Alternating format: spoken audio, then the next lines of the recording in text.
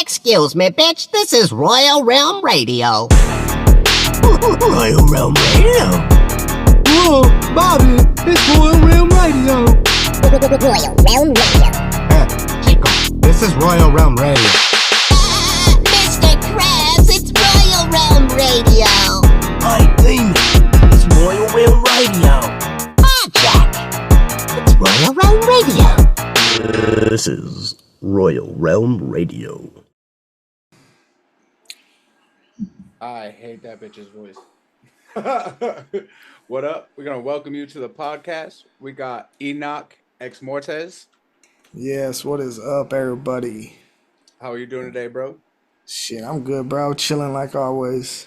Is that a twisted shirt on right now? Yes, a twisted Mishka shirt combo. Got that Oh, you got that tune, huh? You got that tattoo bungaloo. that tattoo boogaloo. That's what's up. That's a good one. So let me get my list of questions here. Let's start off easy though. And so I mean we were just talking about it, but how long you been doing this for? Shit, I've been rapping for about 15 years now. Yeah. Like taking it seriously maybe since I was maybe the past 8. But I've always been that dude just rapping at the parties and stuff, But my first time writing a song ever, I was 4 years old. So, it's always been in me. And my parents, in your blood. yeah, my parents were first gen juggalos, so I was born into the underground scene. I'm right next to you, bro. My dad, I just grew up with I had Ringmaster cassettes and shit. I still got a bunch of old merch from all my older family members, just passing stuff down because, the tendency of, putting on weight as you get older in the community, that they ain't squeezing into the mediums no more. So, I mean, I won't say first gen because you in Michigan, so I'm sure your family was first gen. yeah. House of Crazies days, Yeah, that was the good shit. That was my favorite Twisted, I think. Yeah, with the ROC. Yeah, I'm a huge House of Crazy fan. I actually have an original Mr. Bones poster. My aunt gave it to me. She got it laminated back when he first released that album, and he had a bunch of posters, and he was passing them out around some of them shows over in Detroit and stuff. So, all right. That's pretty dope. See, that's the only thing I remember going as a kid to Detroit to just go get the merch that we can't get. You go hit St. Andrews Hall, and when they had I don't know if they still do the Big Baller Party, but they were always. But I think they're on a boat now. I think they've been doing it on a boat. That's crazy. Yeah, see, they used to have a bunch of dope merch, exclusive stuff that you could only get at those events, which was super cool. They really revolutionized the game when it came to merchandise. ICP, they just had it on lock. I've seen interviews, bro, where they're straight hip hop heads. They don't really fuck with the ICP, but they give them their flowers for that. They're that merch game was tight with them. That was a whole different level. And yeah, I mean, there's no other band except for maybe the Rolling Stones, but still, in Michigan, you see more ICP stuff or Psychopathic Records stuff than you do Rolling Stones. But Rolling Stones, I think is number 2 with the merch game. Oh, I bet. So getting into that, talking about all the Juggalo stuff. Who are some of your biggest influences in music? Oh, dude. So in the hip hop scene, I say some of my biggest inspirations, obviously, is Jimmy Madrox, right? I mean, that's just a given. Madchild. Madchild's a beast. Madchild, yes. Shout out Madchild. One day I will get that feature. Mark my words. Bro, I need that. That would be bonkers. That would probably be one of my favorites. Right, I'm telling you, dog. And me and Mad would go back and forth, man. Especially with your style and his style, I think it would connect really well. That's what I'm saying, dude. And I would love to get to work with him. Who else though? Ritz. Ritz is one of my favorite. I think he's one of the dopest artists to come out in the past decade. He's super cool too. Man, he's a super cool person. Yeah, actually, a little side note. I wouldn't be taking the rap as seriously as I am in the music if it wasn't for Ritz. He came to Kalamazoo, Michigan with Jaron Benton, and Jamming.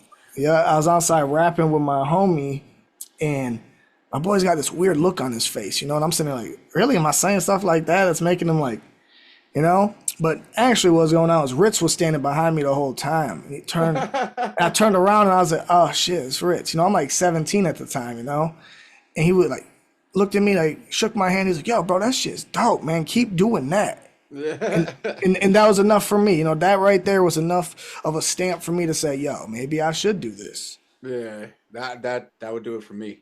Right? Yeah. Like Ritz is cold. You know, he's so good at what he does. I like. But I don't think there's been a Rich song that I've been like, that's awful. never. No, no. And that Dog, he collab, don't miss. if y'all collab, I feel like that with you though. Like when I put your shit on, I could just. It don't matter what comes on. Yeah, I appreciate that. I appreciate that. I take a lot of pride in making sure that every line carries its own weight. You know, I don't like to use filler in anything, man. I think that's just a cheap way out of it. You know, like I don't write music just to put it out for people. I write music for myself and to challenge myself and to create, you know, metaphors and all these analogies and things that make, when you first listen to it, you go, wait, what? You know? And I want that re-listening ability where people can listen to it again and Rewind find it like, something what the new. fuck he just say? you He know? didn't really just say that. Yeah, I got homies who've been listening to the music for years, you know, and one of my homies from like day one had called me about an old song that I did. And I forgot which one it was, but he was like, yo, dude, I just caught this and what you meant by that. You know, and it's like, dude, that song's like 2 years old. So for him to still find stuff in it is awesome. I mean, I hit up Tune the other day. I was listening to Conjoined, and like I've listened to that song so many times, but I was sitting in my car at work and I finally realized what the fuck y'all did with that hook, and I was like, Tune, that is bonkers. Like I knew what it was, but I didn't realize it was like his first part of the hook, then your first part, and then y'all went on to like y'all second parts of the hook and shit. Yeah, like, bro, that is nuts. Yeah, we took our we took 4 of our like more popular songs, you know, 2 of mine, 2 of his, and conjoined them. Yeah. You know, and yo, shout out Tune. That was his idea there, and I was like, yeah, let's do it. Bro, And that was bonkers. I was sitting in my truck and I was just waiting to go back in. I was like, bro, yep, that's fucking insane. I heard what they did there. yeah, and when we do a set together, like that's how we set it up. So we follow that same lineup and end with conjoin. So it'd be like Wishmaster, you know, in the same lineup. Yeah. And then we end the set with conjoin and mash them all together. So It's genius. That's a Yeah. fucking genius idea. That's how you Right. get people hooked. yeah, you know, I like to implement like Easter eggs, you know, like video game Easter eggs and type. Yeah. You know, I like to do that. You know, Cartoon's huge on that too. So when me and him connected, it was like, dog, Y'all are It's on. ridiculous together. I appreciate that. So back to influences. You said Ritz. Jane You said Madrox, Jamie. Is that about Mad it? Child.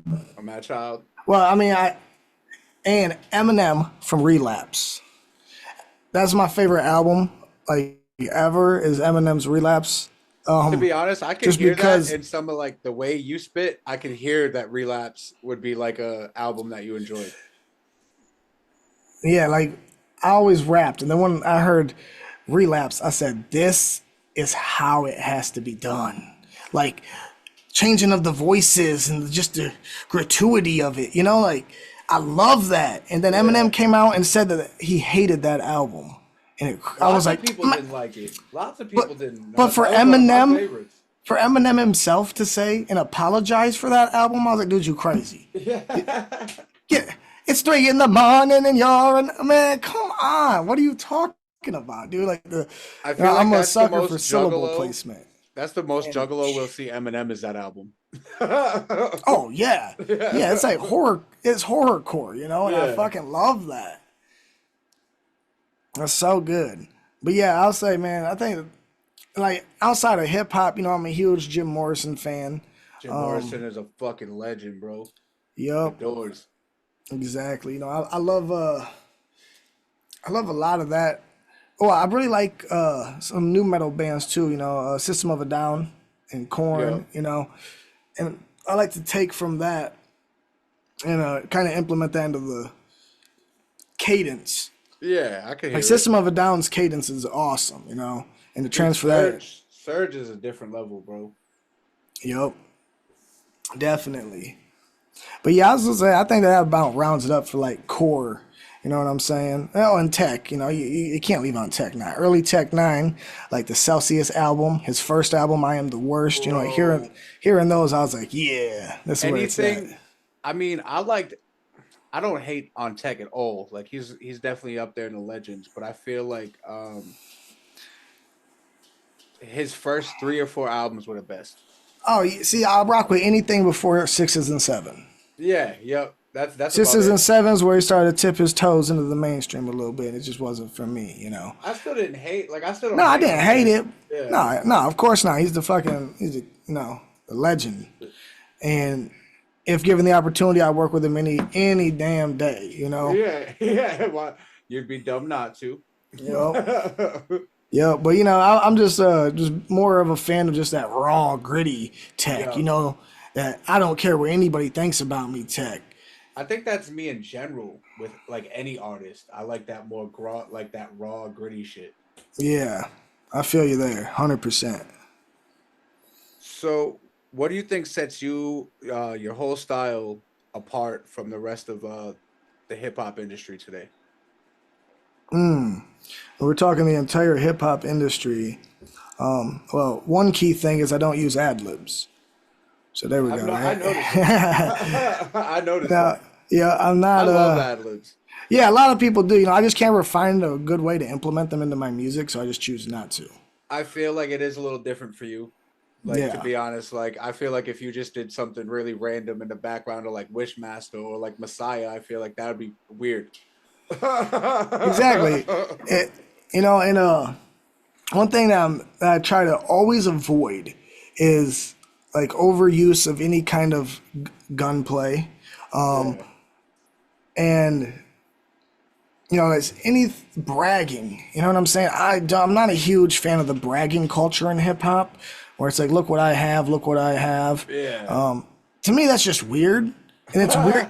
It's even weirder to me that they brag to people to get money from these people to buy more things to brag to the same people about. It's like this conundrum of, like, why are you? I would never give my money to somebody who's bragging in my face, especially when I'm out here starving. It doesn't make any sense. But I think a lot of people live vicariously through them rap artists, So when they got whoever, little or young, whatever, rapping about all this money, they got $100 in their pocket and they turn the speakers up, now they feel like they're in that too. And, hey, it's fine, whatever. But yeah, it's just not for me. Real side note. I love that you are who you are in your music too, because like you said, Lil whatever and Young whatever, like, and you always are talking about mumble rappers in your music. So like, I feel like the authenticness of just you being you and your music is fucking dope. Yeah, I appreciate that. For real. I always, yeah, exactly. Like you said, I am just who I am. I don't try to be anything other than that. I'm just a horror fanatic nerd, skateboarding hooligan, and I just try to transfer my love for wordplay, to people. And that's why my hatred for mumble rap is so deep, because it's like, I know so many artists who are amazing with a pen, who get no shine and get no love and are broke, working 9-to-5 jobs. And here's this guy just going, and flipping it quick, making millions. Like, and then, then people are like, oh, we just don't understand. Well, what is there to understand? Like, there's no logic behind what is being said. There's no emotion, there's no logic, there's nothing behind it. Yeah, so it's so strange that took off, and yeah, it's weird. That's not hip hop, and it's the generation, man. It came with all the drugs they was all doing. So like it was like the frequency of the mumbles. They were just like, yeah, this is dope. Yeah, and I remember when the first, like, when Young Thug came out, I was like, oh God, what, a lot of people would be like, well, what about Lil Peep and all? Like, those dudes were straight with me, I like Lil Peep. They were using words. They were I mean, sure, they slowed down a little bit, but it wasn't I like Juice WRLD. Right. Like, I like Juice WRLD and Lil Peep. I feel like they had more meaning to their songs than oh, like the dude, rest of them. yeah. Rest in peace, Juice WRLD, man. He was very, very intelligent and very good with words. So salute to that man. I feel like I found out about him too late. Like I didn't really, because he like to me he was part of all that bullshit. So like I didn't want to listen to none of them motherfuckers. Yeah, And me then too. like I started listening to him. He was already dead, and I was like, damn, bro. Yep. That's how it goes. I avoided all that stuff. And like it's weird because I don't really go looking for music per se. A lot of my music is just in my car. I got like every Psychopathic CD or underground artist, and that's just what I always listen to. I just listen to what I have on CD. So I feel like all I listen to in my truck is my homies. When I'm going around, that's all I listen to. yeah, and like I told you, I didn't have social media and all that stuff for like 10 years. I literally got all that stuff when I first dropped my first song in 2021 because I had no need for it. I was a very I wish I spiritually, had that kind of fucking power, bro.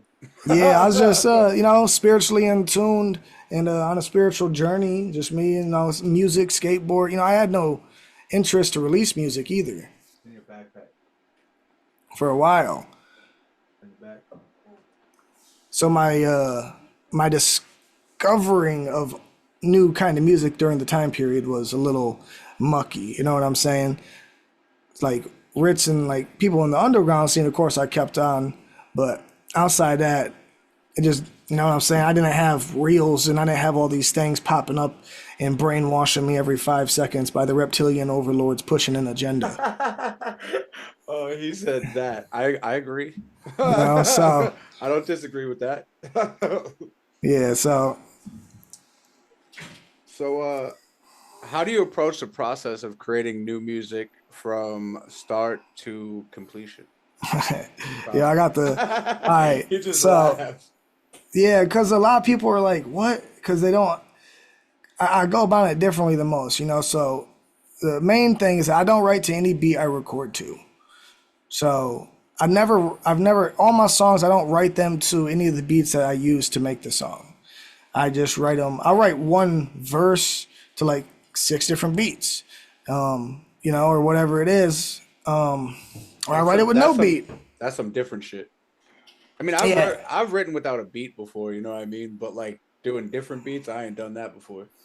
Yeah, I try to make sure that anything that I can write can be laid down on any beat, any BPM, and I can change the cadence and delivery and space, and that's just how I always done it. So whenever Donnie the Dirtbag, shout out my producer over in the Netherlands, sends me a beat, I'll have a bunch of stuff already written, and I always write in like 8-bar sequences, right? Yeah. So I also have a bunch of stuff. Like I got, I just got stuff everywhere. There's notepads everywhere. So like you kind of like the way Eminem used to write. Like he would write shit on like a fucking napkin if he was thinking of it or something, and it was like Yep. a few things. And then I That's Frankenstein it. I just Yeah. Frankenstein it all together. And I be all right. This verse somewhat plays with this one, and this one kind of references what I said in this one, so they'll all go in the same song. I kind of do that, but like I haven't written anything in a while. I punch in, so like I be freestyling. I'll be like, nah, that was ass. So like I get the concept. Yeah, no, there ain't nothing cool. wrong with punching in either, I Yeah. punch in, so I make sure my cadence stays the same. I like to record 4-bar, unless it's like double time or I'm rapping faster, then I do like 8. Yeah. But I think that just carries your vocal across a lot better. Okay. I'll wait. All right. I just want to let you know that he might come over tomorrow, but Okay. sorry. It's good. This podcast raw as fuck. They're raw. But all right, so what was we saying? You saying punching in, you might go 8. Yeah, 4 or 8. I like to keep the cadence in the same range. You know what I'm saying? I don't like all you're doing. Let's say people are like, "Oh yeah, I just one track. I just one take this track. And it's like, okay, but around bars 8, 9, and 10, your voice dips down. Yeah, You know, yeah. and, That's and why that, I do it, man, because I noticed that. You know what I and mean? you're I just, noticed. yeah, you're just losing quality of your overall finished product, you know? Yeah. I mean, as long as you can do it live, I feel like that's all that matters. Exactly. Exactly. I'd much rather have a more polished sound across the board than to stroke my own ego and be like, yeah, I did it in one take.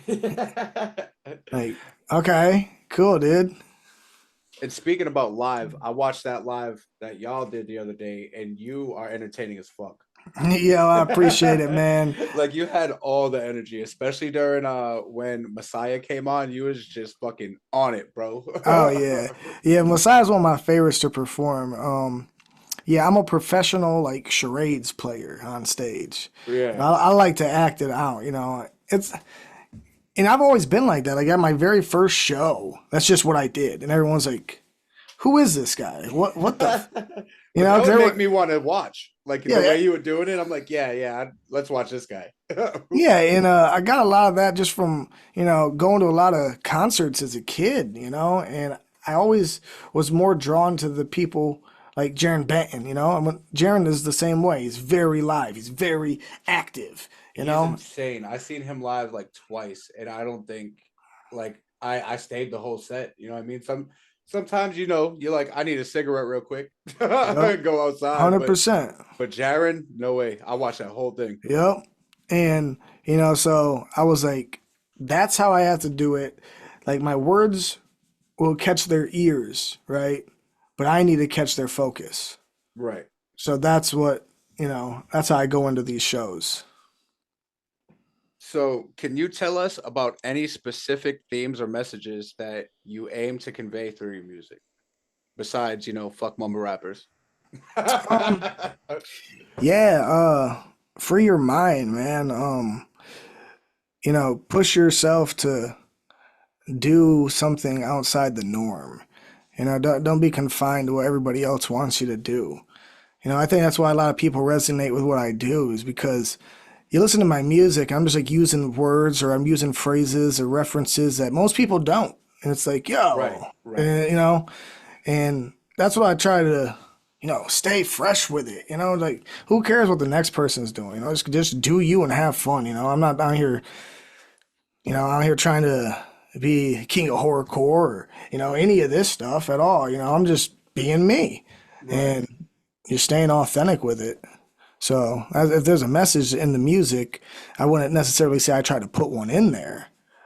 But if you can find one, more props to you, you know? All right, so let's get into that one segment that everybody enjoys. I'm gonna ask you rappers. We're gonna start off easy, and you're gonna tell me what your personal opinion on them.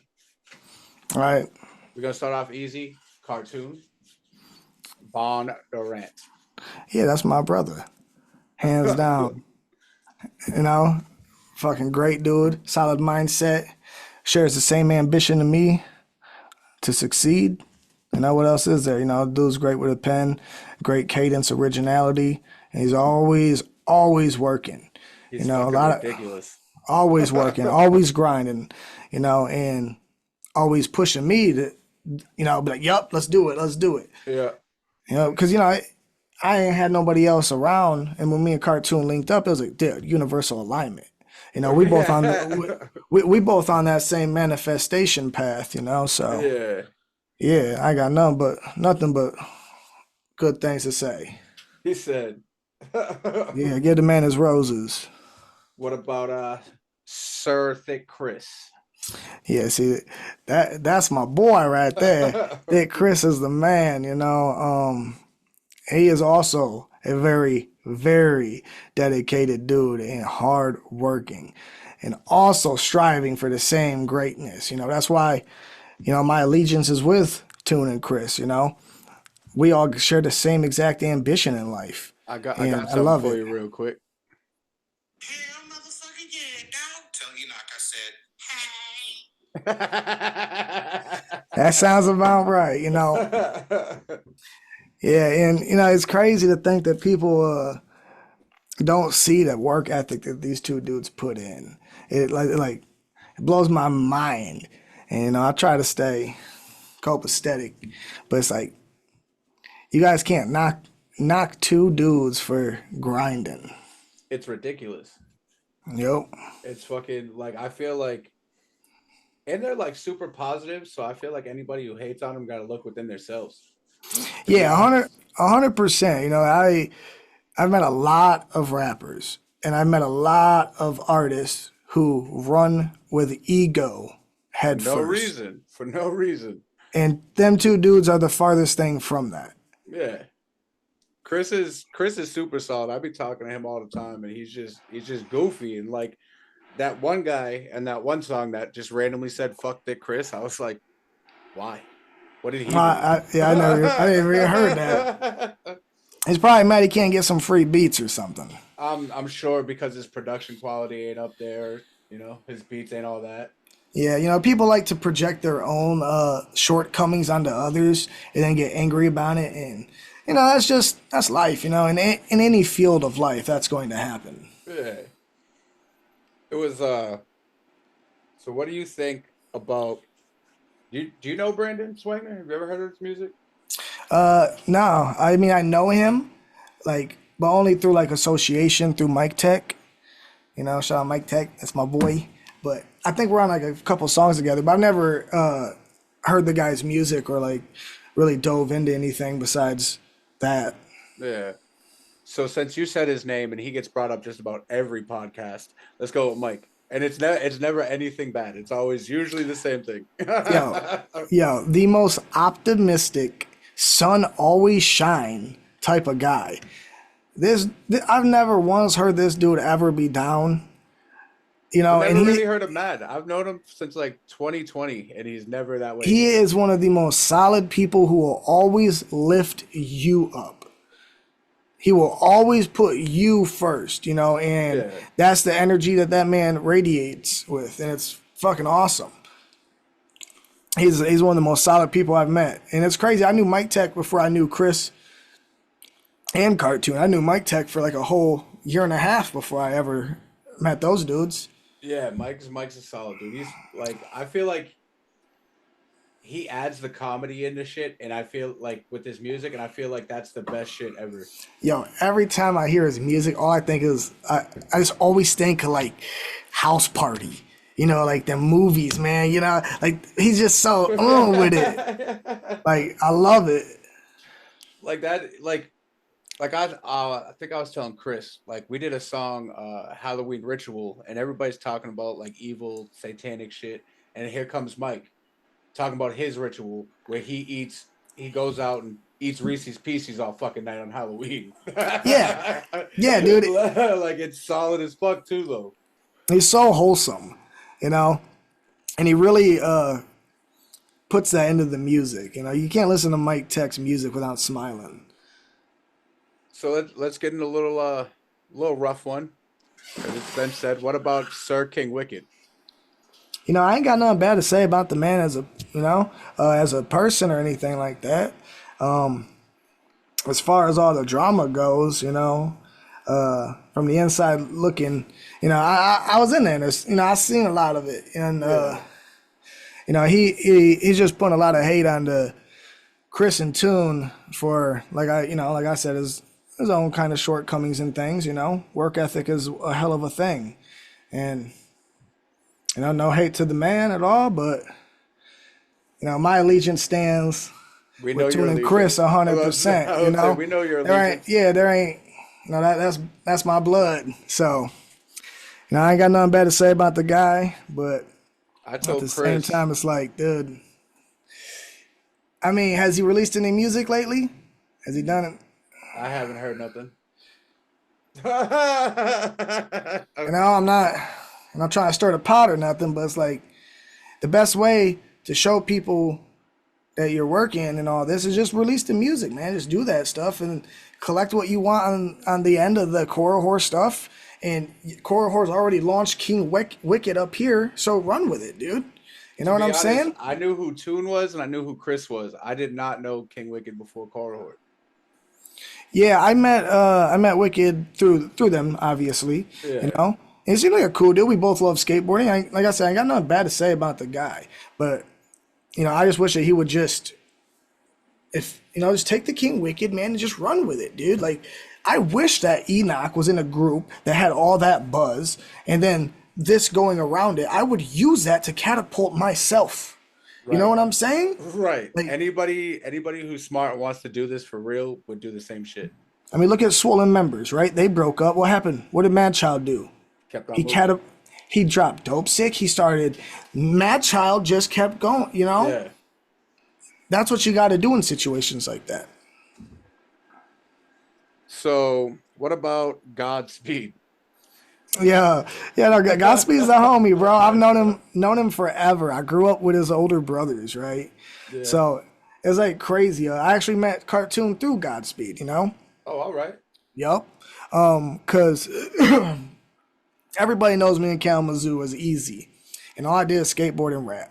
And Godspeed lived across the street from my homeboy's house where I'd always be, and rapping, and so as it progressed and I actually started doing this stuff for real, he was like, yo, you gotta meet my boy Cartoon.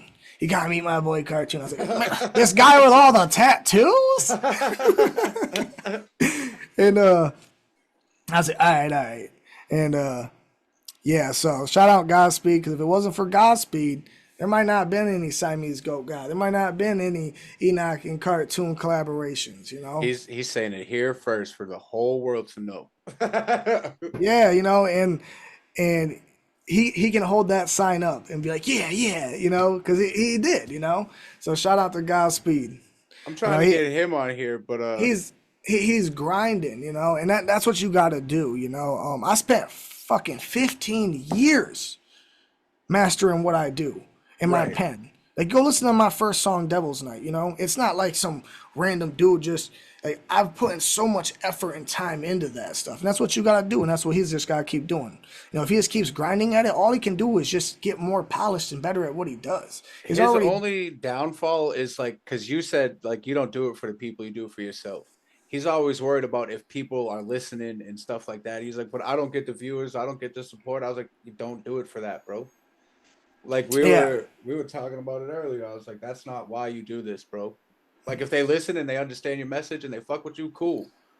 But, like, to get your shit straight, you need to just focus on yourself. Yeah, 100%. Yeah, then that's all you can do. If you make music for other people, then you're not gonna make good art. If you make art for yourself, then the right people will come and find it. Right. That's it. And that's what you gotta do. And because I'll tell you right now, when I started, I didn't think I had the voice for the shit, because my voice is not like everybody else's. Well, let's real quick. Let's talk about that. Yeah. It took. I don't know if you watched the other ones, but it took me a minute, because, like, I liked your flow, I liked everything, but your voice was like, I was like, I don't know about this at first. When I first heard you, I was like, I don't know about this. But then I started listening, and I was like, nah. He's that guy. Yeah. I appreciate that, dude. And I struggled with that. Because I'm from Michigan, and I don't really even talk like the people around me. And I've never been to the South, or anything like that. But people always say I have like this swang in my voice, and I just always have. So when I started rapping, it just kind of carried over, and yeah, it's unique, and I learned to use it. Yeah, I was like, your regular voice now ain't what you sound like, and that's what was getting me, because, like, I didn't like Eminem's voice at first. You know what I mean? Right. It's like certain voices I don't like at first, but then it gets like Be Real from Cypress Hill. I didn't like his voice at first. But after a while it grew on me. I'm like, nah. I get mad comparisons to Be Real and Cypress Hill. Yeah, Chris always says that. Because I was talking to him on the podcast about it. I was like, I like Enoch now, but it did take me a few to get into him. Because, like, I heard what he was saying. It's just like sometimes I was like, I got to go to something else real quick, but now it's just on repeat. Yeah, I appreciate that. And when I found out that Be Real took like vocal lessons to hit that, to like get that, I was like, man. You're like, I just man, yeah, I come out the gate. But it's like funny, because besides like Insane in the Membrane, and I think they had a feature with Eminem, You know, like I never was like a big Cypress Hill fan. You know, I only Yeah. heard their music on like movies and stuff. You know, like Hits from the Bong. Yeah. You know, so they weren't like a big inspiration to me like that. You know, So that didn't influence you to do what you did. no, so you just did it.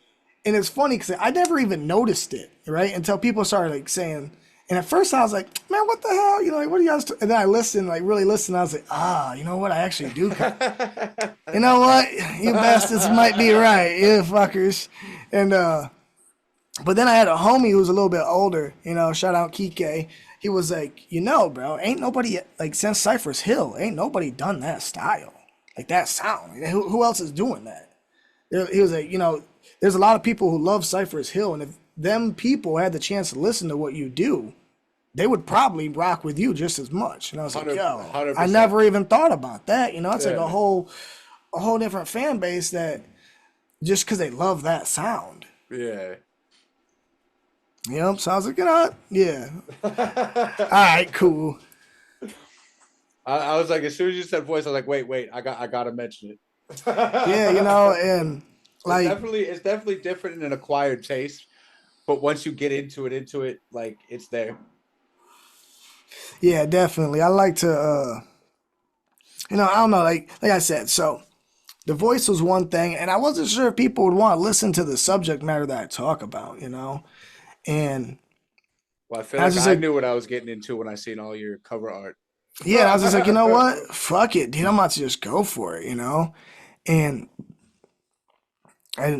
like I released 2 songs, Crowley and Devil's Night, and I just never looked back. You know, I was just like, Yeah. yo, they got like 100 views each or whatever, and I was like, yo, fuck yeah, let's go, dude. I was so stoked because I come from nothing but like rapping for my friends and skateboarding, you know, and partying Yeah. and rapping for the same 20, 30 dudes or, you know, chicks or whatever at these house parties. And to now have an audience around the world is just, you know, it takes me back every day. And I'm like, yo, it's fucking crazy, you know? I think the storytelling in certain songs helps you too. Like Loomis is also one of my favorites. That's top up there. Like just your storytelling in that is fucking fire, bro. Yeah, dude, Loomis is dope, man. I got a bunch, like my favorite song that nobody ever brings up is a song called Corrosive. Corrosive. You know, and I nobody heard ever that. talks about it. Corrosive is really good, and I love that song. And you know that's the thing too. Like you never know what song other people are going to like. I'll make a song and I'm like, yo, this is the shit. And then it's like, yeah. And I do a song, and then I'll do a song like Wishmaster, where I'm like, yeah, this is you know, this is cool. And then Yeah. people are like, yo, this is the shit. And I'm like, Yeah. oh. So it's always a toss up. You know, I never know. Like, I am my own worst critic, and I am so bad at Usually, every as an artist, we are. dog. And I had to get over that, you know. I had to like I heard Kato, right? Kato on the track, he said Yeah. something. He said, if you focus too much on being a perfection, you know, on perfection, then you just won't get anything done. Yeah. And I was like, damn. Like that resonated with me. And I was like, you know what? That is true. So I was like, you know what? I know I got flaws. I know that. Like before Chris came into the picture and started helping me on the, you know, the technical side of things, I was just mixing and mastering everything myself with zero knowledge of what the hell I was doing on Audacity. Just hitting buttons. Like my first like 5 songs were unmastered. Yeah. And people love that. People were still like, yo, Crowley's so fresh. I'm like, dude, I recorded that on a toolbox in my buddy's trailer on a $30 microphone. Right. And then I just bounced it out and uploaded it. Like, that's it. And people were like, yeah. I'm like, It's that grimy, gritty shit. yeah, you know, and, Yeah. and for years I was like, man, my stuff just isn't up to par with that sound, that clean, polished sound Yeah. that, you know, is the standard nowadays. And then I finally had Chris help me with Chainsaw, right? And Chainsaw is at like over 30,000 streams on Spotify, if that says anything about, That song's dope too. yeah, like the quality of where it was. I was like, oh, wow. So now that I got, you know, Chris helping me with things, it's like, dude, now it's like even better. Chris spit a lot of game about that kind of stuff. He's like, yeah, you get views now, but he's like, work with me. He's like, they're gonna hear that clean, polished sound, and that's gonna be that stuff. Yeah, and you know, you can go look at my Spotify and look at everything else. You know, a couple thousand, 6,000. Loomis is like almost 10,000, but then you got Chainsaw, the one that he did, and it's like pushing almost 40K. It's like, okay. So what you think about Hearst Boy? Yeah, that's the homie, bro. And you know, he's a grinder as well. He be grinding, man.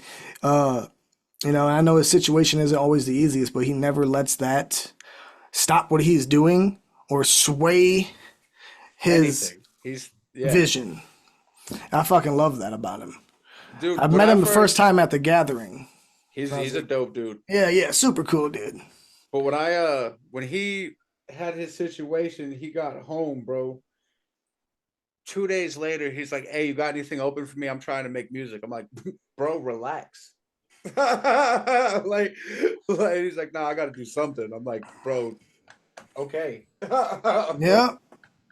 You know, and you know, I love people who respond to life in that way.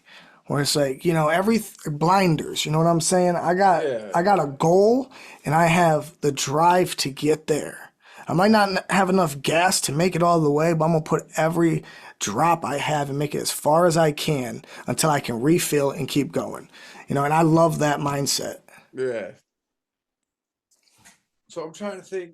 Do you know what about Zach Tier? Super cool dude. I've shared a couple interactions with him, you know, but nothing like say Me and Tune or Godspeed or, you know. But yeah, we shared some interactions. He done a review of Conjoined and stuff. But you know, that's about it. I think I did hear a couple of his songs. We are on a song together too. What was it? Different Cuts by Khan on his new album. Oh, okay. That came out not that long ago, right? Yeah, and if you haven't listened to that, go listen to it. I'm at the end of that, and funny story is I wrote the 16 for it, and I used all the same rhyme scheme for all 16 bars across the whole thing, right? And I didn't want to give it up. I was like, oh man, oh, I'm sorry, Con, I might have to keep this, you know? But I was like, yeah, you know what, so I put it on there. And man, I love it. You know, that whole, I think Swinger's on there too, if I'm not mistaken. I know Cartoon's on there. It's like a 6-minute long song. There's a bunch of artists all just putting in work on it. Yeah. Yeah, shout out Con. What you think about Con? Since we're just going with that. Yeah, solid dude. Stands on business, you know, and I love that. He's another dude grinding, you know. I love people like that. I like to keep those kind of people in my circle. Anybody who has that drive, I'm with them. Yeah, me and him don't see eye to eye, but it's respect to him. He's like, I respect what he's doing. He's not a shitty MC at all, but we just don't see eye to eye. No, yeah, and see, like that's fine, you know, like that's the most respectable way you can go about it. Instead of just being a yes man and just being like, yo, yeah, you know, like speak your mind, but then still have respect at the end of the day, you know. Yeah. We just don't get along, and that's fine. Yeah, exactly. It's not beef. So let's go to another question. It's gonna be a good one. How do you feel about the current state of the hip hop culture, and where do you see it heading in the future? Yeah, I think that is, well, let's say the underground scene, straight. I feel like the underground scene doesn't have that same oomph that it had, but that's because, we're in that weird phase where everybody in that golden era has already been established. You know what I'm saying? Yeah. So we're in that phase where like the newer generation is coming in and the old guard's already established. You know what I'm saying? So we're in that weird area right now. And then the mainstream, bro, a cesspool. It is like it's just propaganda. You know what I'm saying? Like, and you can see it. You know, you go on any social media platform and you just see kids like doing horrible acts to each other and other people, and you know what I'm saying? And people are like, "Oh, the music does everything." The music has a lot to do with it. You know, like, what are you talking about? Like, They're come talking on, about man. popping pills. That's what the kids are doing. Yeah, and you know, like fuck that fentanyl shit. You know, I've lost some homies of that shit, and you know, as soon as they start like putting fucking Percocet, you know, motherfuckers be like Perk 30, pop a Perk 30, and all this, and it's like, nah, that's fentanyl. Yeah, Like, right. and then you know they just push these messages. I just can't align myself with it all. You know, I'm into the dark arts and all that good shit, but I'm sure as fuck not into that type of shit. Yeah, you know what I'm saying? There's a big difference, and I just can't align myself with that kind of messaging. And I think that in the future, bro, the way it's going and it's just getting dumber and dumber and dumber, they're just gonna have AI rappers, which is already starting to come out. You know, like that's going to be the future. They And got them hologram rappers. that's like okay, the hologram rappers. Hey, sure, you never got to see Eazy-E live. You want, hey, that is what it is. But as far as having an AI robot write, create, master, mix, and do all this, and then release a song, and then that get on billboards or take away from real humans, like that's insanity. You know, and it's already happening with the art world. You know, Yeah. shout out to my boy Sean Tallman. I don't know if you know who he is. Amazing artist. He does a lot of He work for did. me. I don't know him, but I think didn't he do a shirt for Tune? Yes. Yeah. Yep. And, you know, artists like him who are incredible, and this AI is just taken away from him. You know what I'm saying? And it's taken away from a lot of my friends who are artists. When people are like, oh, I want to get an album, or I'll just use AI now. Do. You know, that's why, like, with my album coming out and what I got going, I hired Sean, hand paint everything, because I want to support that creativity. I want to support that. You have. I'm not. You have. Yeah. You got to support people, especially when they're trying to do something Exactly. like that. If I don't support artists out here trying to do it, how can I ever expect anyone to support me? And that's my mindset. So if I ever have the opportunity to support others, I will. Yeah. Who does he do all your artwork? Like for all the songs you got out and stuff? No, not the art covers. He does designs for shirts and stuff, which I have hung up against these walls. I'll say you go to my TikTok, any of them, I'm showing them off all the time. There's always those framed crazy artworks Is behind it me in my usually videos. like when you're on live and stuff like that too? Yeah, I show them on live a lot too. Yep. Yeah, Who Sean. who does your artwork for your music? Oh, all this stuff. Yeah. Me on Microsoft Paint. Bullshit. Yeah. Yeah. Yep. That's one of the things I like about it. I like the comic book vibe, like the old school horror comic book type shit. Yeah, I use old comic books and I just revamp them from like the 1940s and 20 from like 1920 like 1950 is like the golden era of horror comics for me. Yeah, yep. So I always look for ones where like the companies have went out of business and nobody really cares anymore. And then I I'm like like, the smirk on your face. ooh, when you said it. yeah, because that stuff's just kind of like lost in time and it's sad, and it's not like I'm using it to like I'm not putting this stuff on merch. I'm not selling it. I'm not making money. It's just a song cover, and I think that captures my music. It's like another issue of a little horror comic, and I love that. That's like something you and Hearst do. Hearst does the public domain cartoons. He tries to find a lot of those to do like little clips of his songs and stuff. Yeah, I'd be doing that same thing, but with horror movies. So Yeah, you got a whole list of them. yeah, and so what I do is I go through, I find these public domain movies every year, and I go through the list, and then I get with Donnie the Dirtbag, and then we find sections in these movies or things that we can use, and then we wrap them and turn them into beats. All right. Yep, sticking with the horror theme, Bro, listen, I wasn't like a huge horrorcore fan You know what I mean? Like I talk shit about hardcore rappers all the time, but that's some face painted fucking I want to sound like ICP Yeah, type horrorcore rappers. I feel you there. There is a lot of that, and to each his own. What I look for is just originality in it. Originality and lyrical content. Exactly. I'm not like the biggest fan of just songs about just let me bludgeon somebody to death with a ball peen hammer. Right, right. Like, Me neither. I mean, I used to be because I used to yeah, listen to ICP, but at this point, I'm over it. yeah. Like I just want more. I want to listen to something where I go, yo, the way he set that up for that delivery, or the way that the last two lines just set up for this blah. That's what I want to listen to. And hey, no shade to anybody who doesn't. It's just my Yeah, personal preference.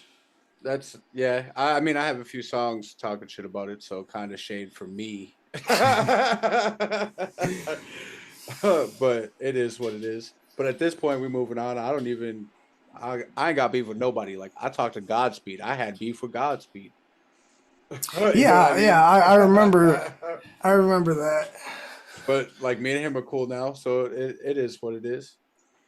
Yeah, if you listen to Cartoon's new album, there's a feature with me on there, and the last two lines is like, I'm an artist that's really hard to have a problem with, Yeah, and it's true, I'm a very humble, laid back kind of guy, so to really get under my skin for me to not like you, you have to be doing some weird, like real shady stuff for I'm me. getting there.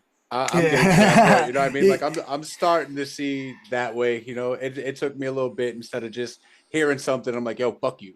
Yeah, Yep. but I'm getting there. Yeah, and like one thing that I'll never do is if I ever see anybody actually trying and actually putting their heart and soul into something and they're creating it, I would never put anybody down for that. Even Yeah, if all if there's things about it that I think could be better, then I'm just gonna tell you that. You know, yeah. I'm gonna help elevate you than Constructive put you criticism. down. Yeah, and there's a lot of gatekeepers in the scene, and you would think with it being the underground that it'd just be all love because that's what love, but that's not always the case, especially Especially when you're not anymore. yeah, especially being like one of the newer guys on the scene, you're trying to make your way up, a lot of people aren't willing to open that door or hold that door for you, you Yeah. know. I'm finally doing shows that are like more acid rap style, like horrorcore based, but that's not how it started, I was going into like the hood of Jackson, Michigan, and going to like these really, really shady places just to get my music heard and doing live shows. I took Cartoon to one, and the security guard tried to steal all the PA system. When all, like this type of stuff. Yeah, I think I heard about that. yeah, like, and Cartoon was like, bro, I ain't like, we can't be going back to these places, bro.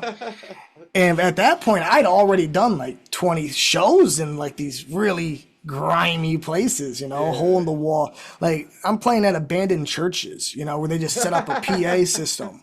That's pretty sick though. Like in a way, that's pretty sick. Yup. So, just having to climb my way up, like I had no cosigns, I have no features. Yeah. Like I have 41 songs. I have zero cosigns or features from people. And you don't even have an album with those 41 songs. Exactly. Yeah, I have 41 singles. Those could be like that could be like 3 albums. Oh, yeah, exactly. Exactly. If you look at it like that, I'm on like album 4, but I feel um like I like that though in a sense because not many people just drop singles. You know what I mean? Like it's not just all singles. Like, and I like that about it because it's something different every time. yeah, and when I came out, I debated like, all right, I got to get an album. Like the young rapper in me, I was like, I got to do this. That's what you do. And then I was like, no, no. If I release an album, ain't nobody gonna listen to it. But if I release a song every week for 6 months, every 2 weeks for another 6 months, or every 2 weeks for a year, I think that's what I did, and then slow it down to one a month for six. All of a sudden, I got this huge catalog of songs, and I've snowballed fans. I drop a new song, I pick up a couple here, drop a new Yeah. song, and now that I actually have a fan base who support what I do, now I can actually drop an album and know that people want it, buy it, listen to it. And I'm not just gonna waste my money getting physical albums to sit around, or, you know what I'm saying? Like, Right. like I've seen that happen a lot. Mike, when I first met him, tried to tell me that same formula, and I was like, I wasn't listening. I wasn't trying to hear it. I was like, that doesn't work, bro. Like, it obviously does for you. It's Yeah, definitely a formula that can work. yeah. You know, I put a lot of. I always take the extra step. Like when I drop a new song, I will share it to every single person I know individually. Yeah. And that's no lie. You know, anybody that knows me knows that. Like, you know that Enoch's probably going to send you his new song because that's, you know, I've been doing it for years, you know. And what surprises me, and not one person ever told me, bro, stop. Just stop sending me stuff. And I was like, oh, cool, you know, like, See, which is when crazy. people send me stuff, I'm cool with it. But I don't like to be tagged in all them posts like Cartoon be doing, because like I don't want to see all them notifications all day that everybody's like on that comments and stuff like that. I'm like, ugh. Yeah, see, like I just got Facebook. Like that was the last thing. Oh, wait, no, TikTok was it took me forever to get any kind of these apps, you know. Like Instagram was the first. That's like my home base, you know. Get a hold of me quickest, Instagram. Yeah. And I just downloaded Facebook onto my phone like 2 months ago or whatever. Because I was like, there ain't no goddamn way. I ain't having this shit on my phone. And then I was like, uploading everything from my laptop. It's like so much harder to run Facebook off of a laptop. Like ridiculous. It really is. Looks different. It's weird. It's weird navigating it. So I finally caved in. And I was like, dude, I gotta be able to streamline this stuff a little bit better. Instead Especially of taking being an artist, you kind of need that kind of shit. Yep. And, you know, just stubbornness. You know, just being like an old man, you know, I don't want that, you know. But I was like, all right. How old are you? I'm only 29. Yeah, old man. Yeah.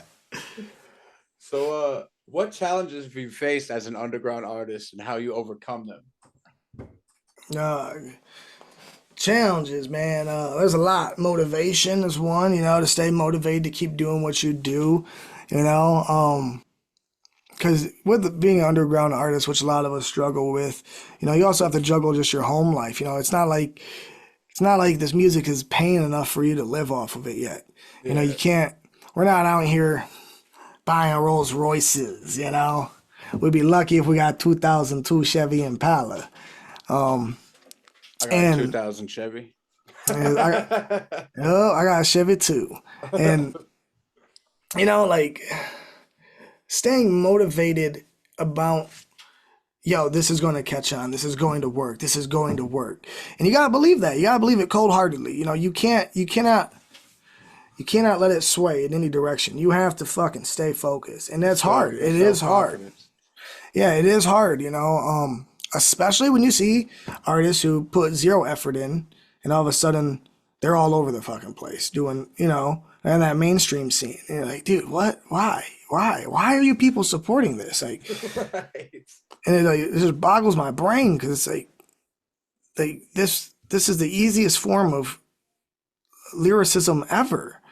Like, let me tell you how many rounds my gun holds. Well, let's be honest though. I feel like the fan base is just as dumb as the people that they, you know, listening to half the time. Mm-hmm. Yep.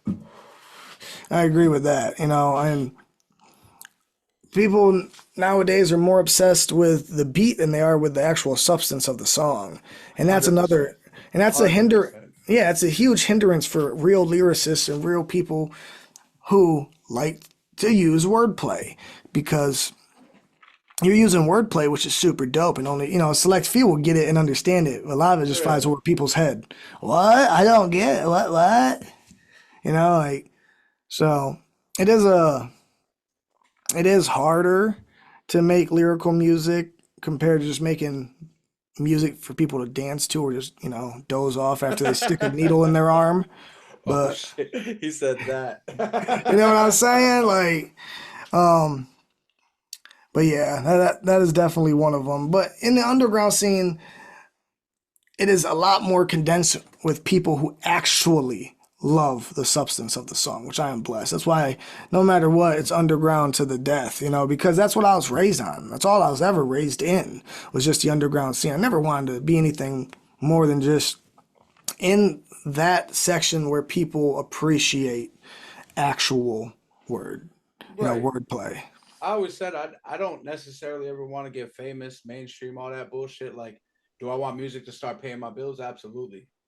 You know what I Oh mean? yeah, Like if that I would could be just awesome. come out here, do my fucking job, and then I stay at home, spit bars, and that's my job. Yeah, that would be great. Yeah, just treat it like a 9 to 5, and just Right. grind out the music all the time. Go on little 3-month tours real quick, come back. I ain't gotta do shit for the rest of the time except to make music. And see, that's another challenge that you face as an underground artist. Is getting in front of people, booking the shows, getting, a tour lined up, there's so much stuff that goes on behind the scenes with like promoters and getting all this stuff right and throwing your own shows or getting to that point, and trying to navigate that, like coming out the gate like I did. It was a lot real difficult. I had to make all the connections myself. I had to just, I didn't really know many people at first. But my dad was a music promoter back when I was a kid, so he had known some people. And so that made it a little bit easier for me because they'd be like, yo, this Enoch dude, oh, he's so and Yeah. so's son. And they, and I kind of had a little bit of a way in. And that kind of helped me get to where I am now, where people are just, hitting me up. And I used to just hit up everybody for shows. Yo, you got a show, you got a show. I sell tickets, I do it, just to get in front of people. Yeah. And now it's more of like people hit me up like, yo, you want to be on a show? It's like, yo. So I'm finding to that point where I don't have to grind as hard to find the shows. More people are coming to me, which is fucking awesome. And I'm blessed for that to happen. And it's definitely a challenge when you start off if you want to be a live performer. It's so hot up on stage half the time. I have like 4 bottles of water when I used to perform. Yes, yes. Like that last show we did at Carl's in Indiana, they smoke inside. Smoke cigarettes inside They the still bar. have places that Yeah. allow that. Yeah, it's like one of the only ones. It's crazy, right? And it is difficult. It is very difficult to perform high energy on that stage. And leading up to your performance, say you're at like 10 o'clock, the bar has been open since 4, and there's been chain smoking cigarettes, no windows open, no doors open, nothing. Like, Because you dude, don't got to go outside. yeah, exactly. And so it gets rough. So, is there any advice you'd give to an aspiring hip hop artist who's trying to start doing their thing?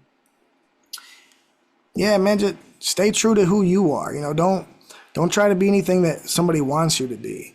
Just like I said earlier, make art for you, make music for you, and the right people will come and find it.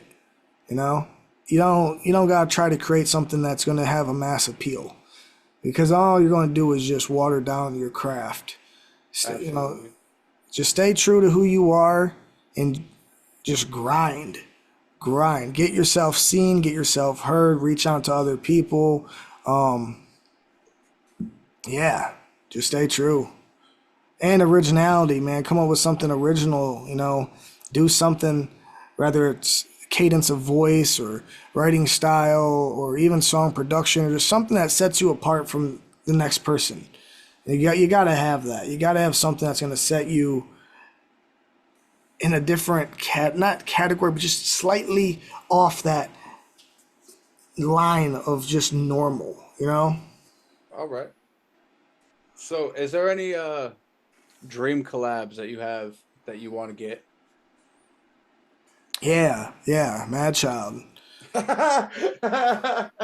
said that like that's the only one. No, I mean, of course, I would love to get to working with, Jimmy Madrox, Ritz, Tech, Yellow Wolf. I mean, Mad Child about as short as you in cartoons, so like you three on a Yeah, track. exactly. Yep, it'd be insane. You heard Little Monster, right?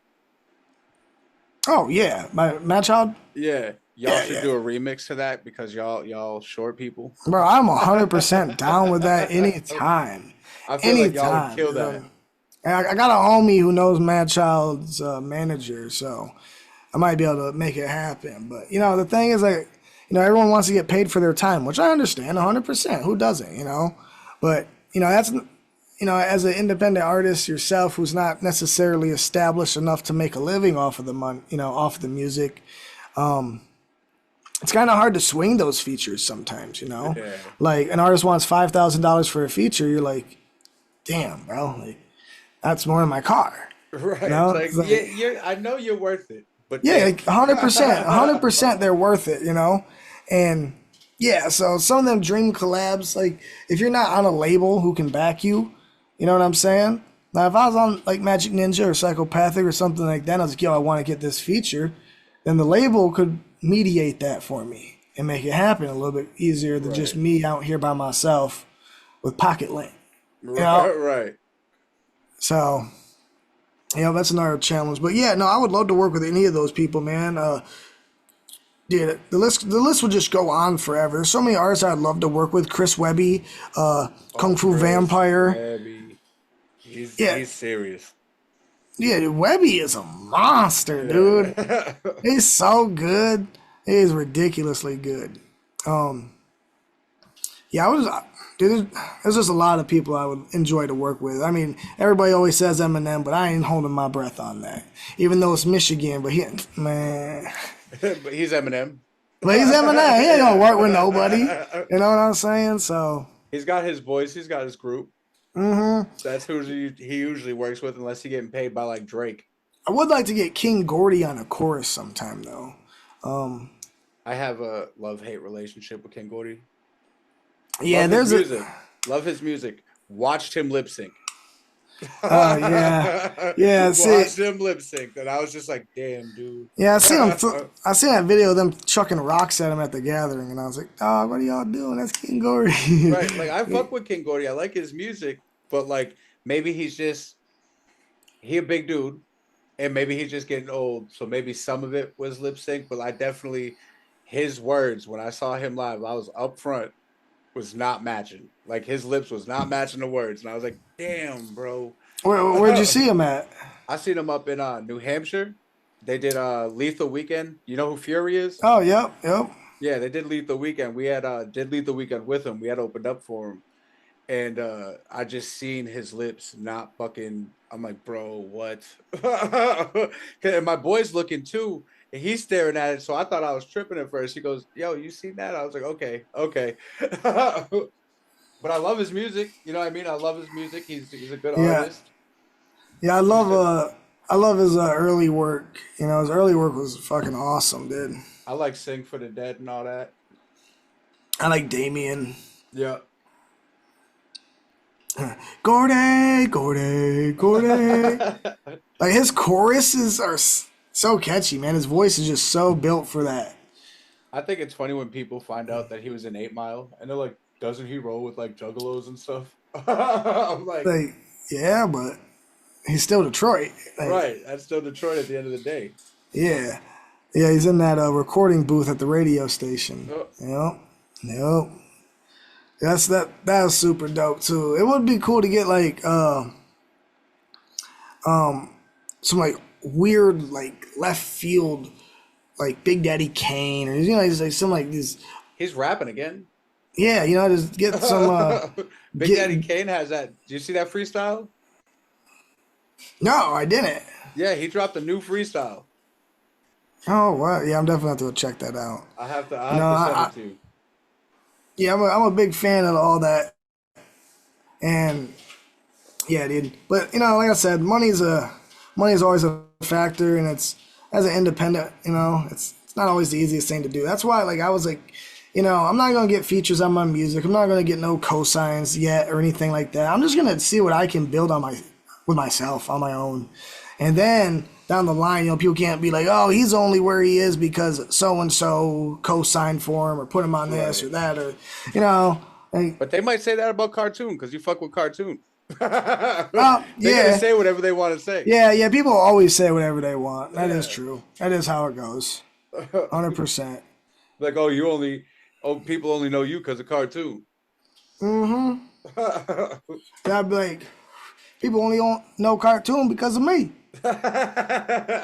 And people only know both of us because of Godspeed. Fair. That's how it goes. So you got any albums or anything coming out? Yeah, I do. I got an album coming out. And I actually got features on this one, right? So, the features are obviously people you would expect. The usual Chris, suspects. My brother Ill Fortune, and I got some other people lined up. We're gonna see what's popping. Probably Mike Tech and Cartoon, of course. But yeah, I'm gonna shoot my shot with some other people and see if I can get some people on board. I heard it. I heard Ill. I haven't heard so much of his stuff, but I think I heard him through like Hearst. I think Hearst sent me a few of his things, and I don't know if you know King Keto. Yeah. Yeah, he sends me Ill stuff all the time. Yep. Yeah. Ill's a monster, dude. He's a genius, and me and him teamed up to do a song called Mutanoid Underground Dwellers, Mud, on his album. And it's super dope. And it was so dope that he was like, yo, let's do an album, let's do a group thing. And I was like, let's do it. And he's fucking grinding, bro. He's doing work for, Alex Zul, he's doing Gmoski beats. He's grinding, bro. He's still go for it. You said the magic word real quick.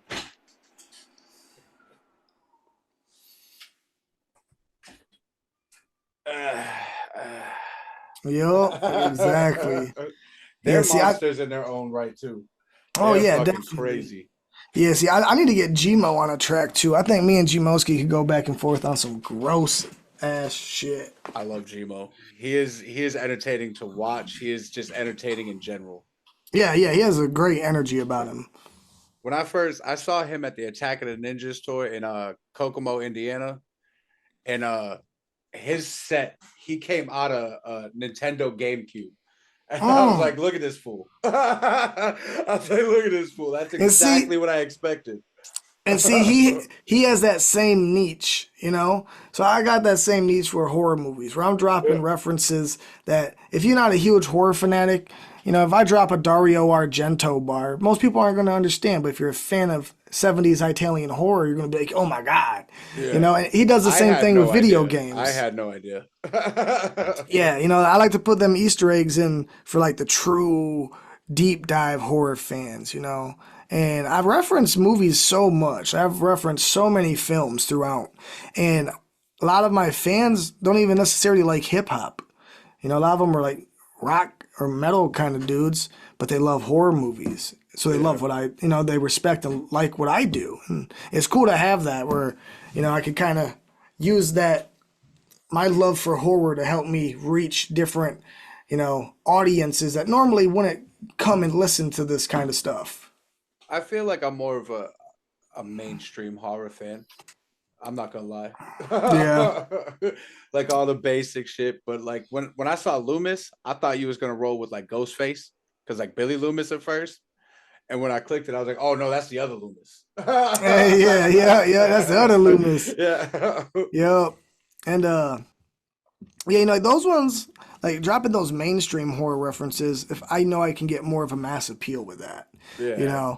But if I were dropping reference to like Street Trash or Brain Damage, like these real low I've heard of Brain Damage before, I believe. Yeah, that sounds real familiar.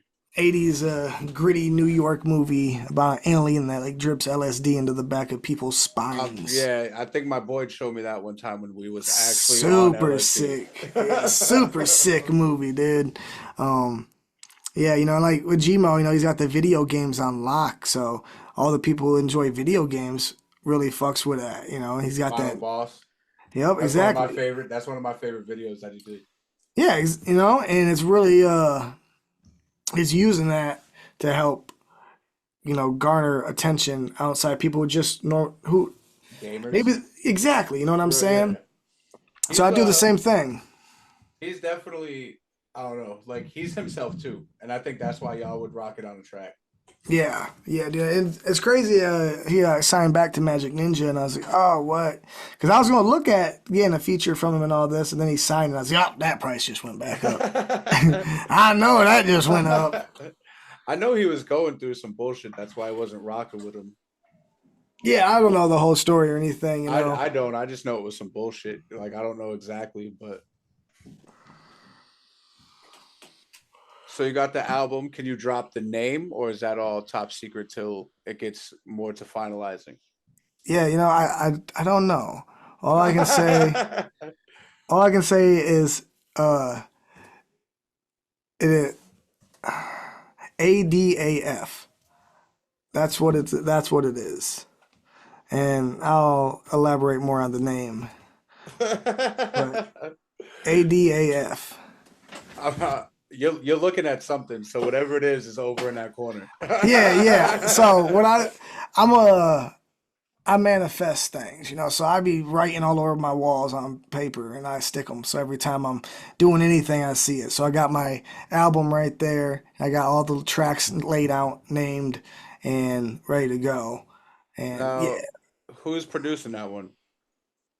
Oh, well, see, mixture. So engineering and mixing's all done by Chris. All right, Beats are mostly by Donnie the Dirtbag, the guy who does all of my beats. all your beats. Yep. Pretty much every beat since Cauldron, which I Yep. think was like track number 15 or something, all the way to what we are now has all been Donnie. I like And Cauldron. Cauldron's fire too. yeah, I so Cauldron is man. you said since Cauldron till now is all Donnie, Yeah, yep, bro. yep. He's fire too. Yeah, that's a crazy story. Like we had met through a mutual dude who he was friends with, and then that guy turned out to kind of be like kind of shady or whatever. So me and Donnie like connected, and he was like, "Yo, dude, you got a producer?" And I was like, "No, I don't." And he's like, "Yo, I got these beats," and he sent me Cauldron. And then I showed him what I did on it, and he was like, "Bro, this is it." So so that was it. We just fucking teamed up, and we've been rocking ever since. I think definitely that's the sound, bro. Like he's got some fire ass beats. Anything I've ever heard like on your shit that's been since that, it's different. You know what I mean? It's different style. Yes, yes, he's definitely helping me cultivate that acid cult sound, you know. You can But definitely hear. I do have a beat from Chris on here, and I do have two beats from Ill Fortune as well. But he makes beats too. Yeah, Ill Fortune does the beats for Gmo and Ale Exul. You know, he's done Oh a yeah, yeah, few. you were saying that. You were Yep. saying he was working with And him. if you've ever went on YouTube and looked up horrorcore beats, ever, and freestyled and rapped on anything, you have rapped on Ill Fortune's beat. It's hands down. I've had people send me features right before who wanted me to get on something. They sent it to me, let me hear it. And at the beginning it says Ill Fortune on the beat, right? And I'm like, yo, where'd you get this beat? And they're like, oh, I just got it off YouTube. I'm like, I can't rap on this, dude. Like, you just friggin' stole my boy's beat, and now you That's my no, boy, bro. I ain't gonna no. Now, Fun fact: I have never looked up those words on YouTube. no. I not since I first started. Yeah, everybody knows Ill Fortune's beats without ever knowing it was Ill Fortune, I swear. And then when they realize who it is, they're like, oh my god, yes, I know this guy's beats. I know this music. So we said the projects. I'd ask you this question, but it wouldn't make sense since you said you just.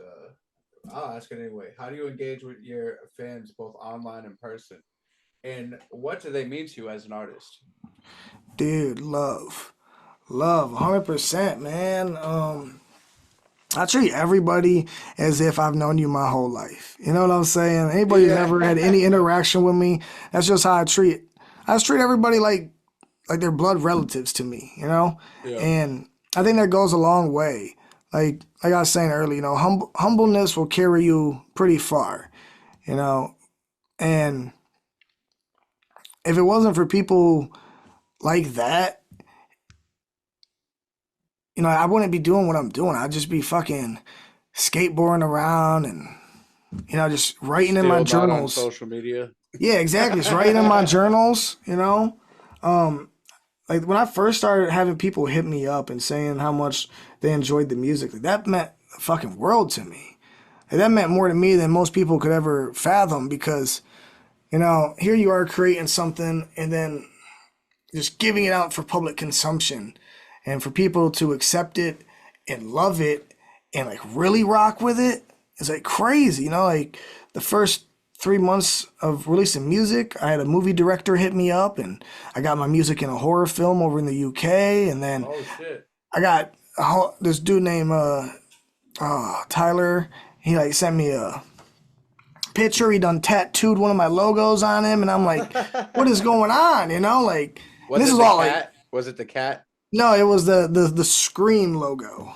Oh, okay. That's my favorite one. But And I was like, as yo. you can see, Yeah, I can see. I'm kind of partial. Yeah. So like, and like that all started happening real quickly, just people left and right. And, I was like, oh my God, like maybe I have something here, and I wouldn't have felt that way if it wasn't for them people, so it means the world to me. Yeah. I mean, I'm an artist, but I'm still a fan. Like you got me. Yeah, I Like, that shit is appreciate that. crazy. Like I be posting about it all the time. You see it. Yeah, I appreciate it, bro. I really do. And I've been blessed not to have people just completely just like dog shit on my music, because even if you don't like the sound of my voice, you can't hate on the pen, the work that I put into them words. That was me at first. That was me at first. You know what I mean? And then I was like, nah, that the voice got catchy. Yeah, I think that's why people resonate with it because they know that I'm not going to take any shortcuts. I'm going to always try to put my best foot forward when it comes to that. Like I don't ever want to feel like I'm being lazy. Like when it comes back to like the '90s hip hop is I think why I fuck with it so heavy. Like the beat and Yeah. everything. Like that's what I like about it. Yeah, Donnie has a lot to do with that. He's a huge '90s hip hop fan, so he loves a boom bap. He loves Yeah. that kind of sound of beat, and that's what his specialty is. So yeah, it's kind of helped, design and build up what I do. So you got any videos coming out soon? I know of one that you're in that I saw a clip of, and I can't wait for that. Yeah, we shot 3 music videos in like the same fucking day. Yeah. Yeah, it was fun. But so my brother's got this nice ass camera, and he's making some movies right now. But once it gets a little bit nicer up here in Michigan, we're gonna be shooting a bunch of music videos. I want to release this song called "Slime Ball" off the album, which is fucking incredible. And I wanted to shoot a music video first before I release it. So, yes. Slime ball. That's Yeah. intriguing. Because all your other Yeah. stuff, I think the pharmacy, it's all been like a few words, and then just slime ball. That's different. Slime Ball is one word too. Oh, is it? Okay. Yeah. And it's spelled how you would never guess it to be spelled, of course. I mean, know. that's your forte. Yeah. I never, I was like fuck spelling. Yeah, exactly, dude. Like, You know if what you- it says. Yeah. If you've seen how I write stuff, you'd be like, yo, what the hell? Because I'd be writing stuff like that too. Internet I mean, ruined my spelling. It's okay. Yeah, I'd just be writing and, I'd be writing in cryptic messages. Right. So you said, so tunes on the album. Y'all got anything? When's that Siamese Goat God come out? You guys making an album? Oh yeah. We're cooking up stuff. We're definitely things. cooking up some stuff. Yeah, we just wanted to drop those first 2. And I don't know if we're going to drop any more from it. We might just build it all and then just release the whole thing, or who knows? We're just kind of playing it by the fly, I think those 2 singles are enough for now. I think y'all should keep the rest a fucking secret. Yep. That's me personally. That's just what I think. I feel like it would be more of like a hit. You know what I mean? Because everybody already likes it. Yeah, Conjoin got a lot better than I anticipated, you know. And like me and Cartoon wrote that here. We were sitting here down in the studio and just like wrote it in a matter of like, I don't know, 30, 40 minutes and recorded it and everything. And Video's ridiculous. yes, that video is crazy, dude. Super crispy, you know. Who And shot that's that? Brian. Oh man, Brian Foster with We Are All right. Media. Yep. That's the one who does Mars Hall stuff, right? Yeah. You know, that's another obstacle to try to get over is music videos. Because like, music videos is like this weird thing nowadays in like the modern era.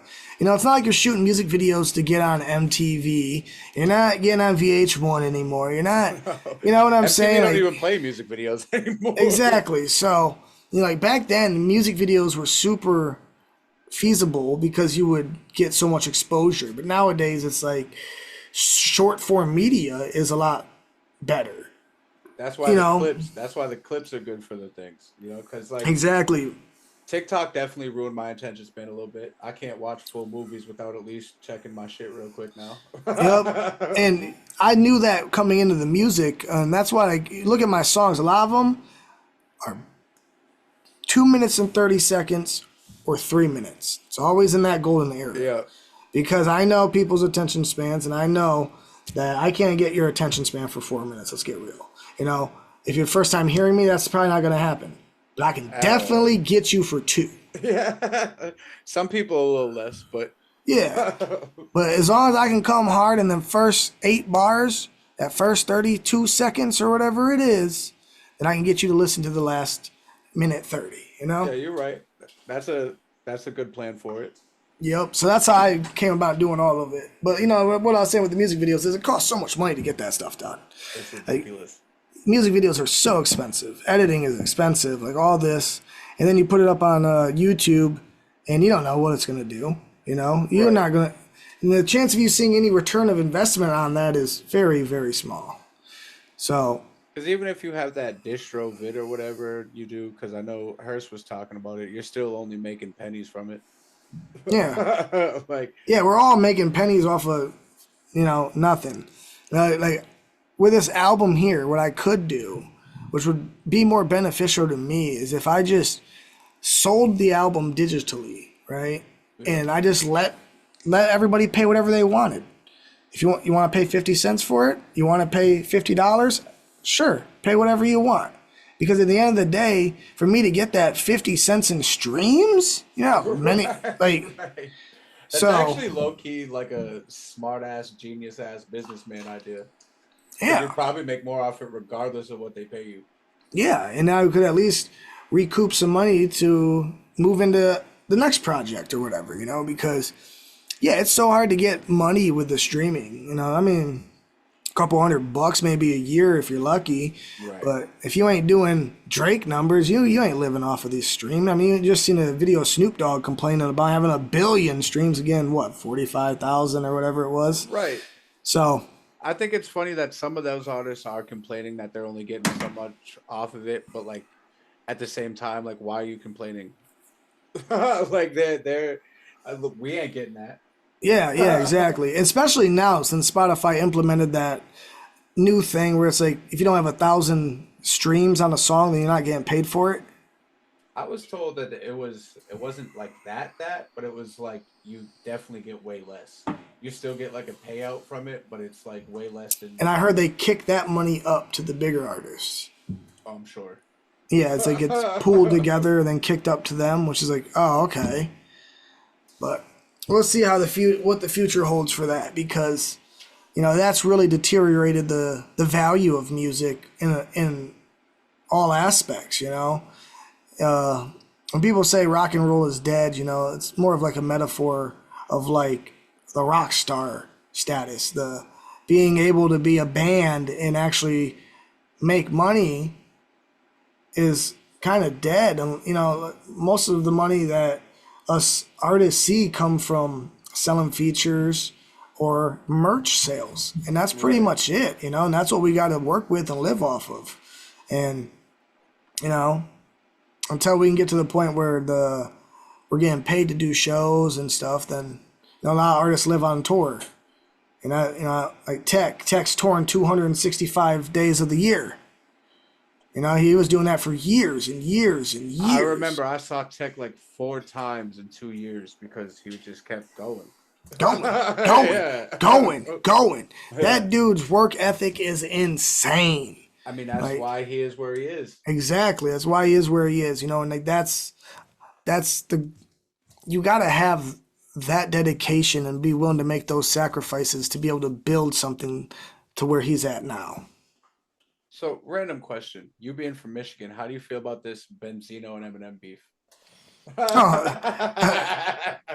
Dog, Benzino a clown. He's always been a clown. He's always used the Source magazine as like his own personal weapon against any rap artist he didn't like. So he could that was 3 mics or whatever. He used it as his own platform as weaponized.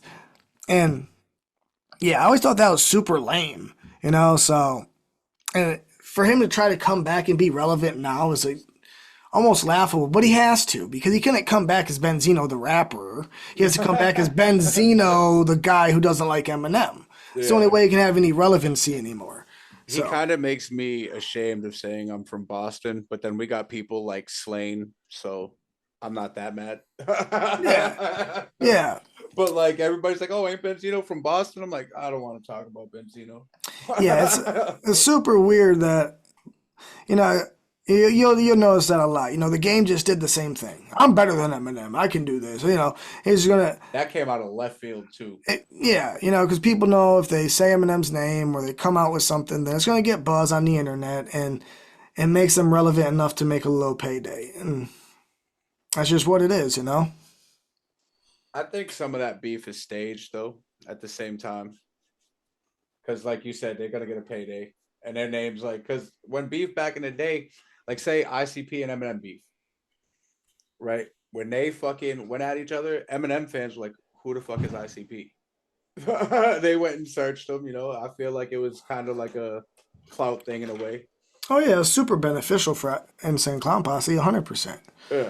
All it did is just broaden their horizon, And, yeah, like, for Eminem to respond back to it is where it's like that's where the money is, because you can make a diss track by anybody, but unless they respond back to you, that'll happen with at every level of rap. If there's anybody who's slightly more exposed, like has more exposure than the next guy, a lot of rappers like to try to punch up, and then when the rappers who are above them don't punch back down, then they're like, oh yeah, they're scared. It's like, no, actually it's like what you just said, exposure. Right. Why are these guys going to give you the time of day?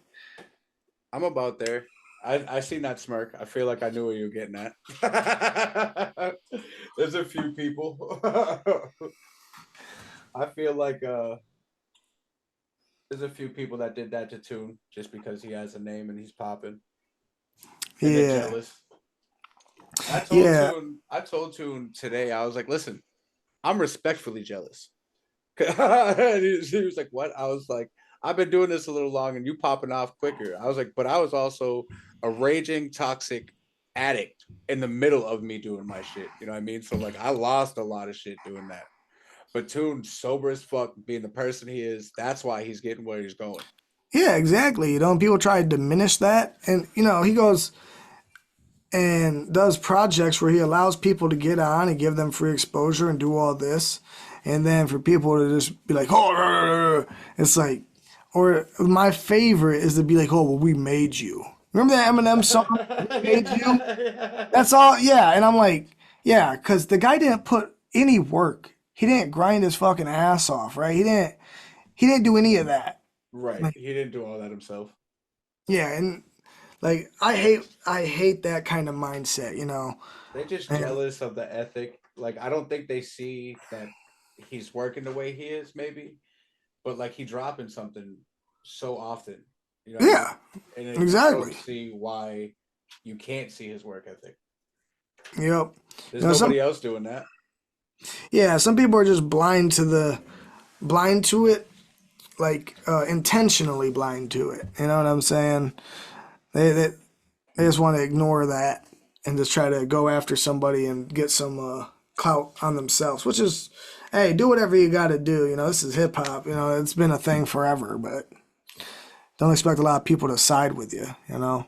So But how do you feel on the hip hop as a competition? That whole mindset. uh, weird, but I mean, I don't know. I mean, I guess Weird. to me, you know, like with like what I do, I don't have competition per se. You know, I just think make you are your own genre in a way. yeah, I just make music for me, man. I don't care what the next person's doing. I never have. You know, that was never my goal. My goal was never to be, you know, the best in this or anything like that. I just wanted to just be Enoch. And you know, you'd be hard pressed to find a time where I'm like trying to outdo anybody else. Yeah. You know what I'm saying? Now, don't get me wrong. If somebody sends me a track and I'm like, oh, this dude snapped, let me get my pen. You know?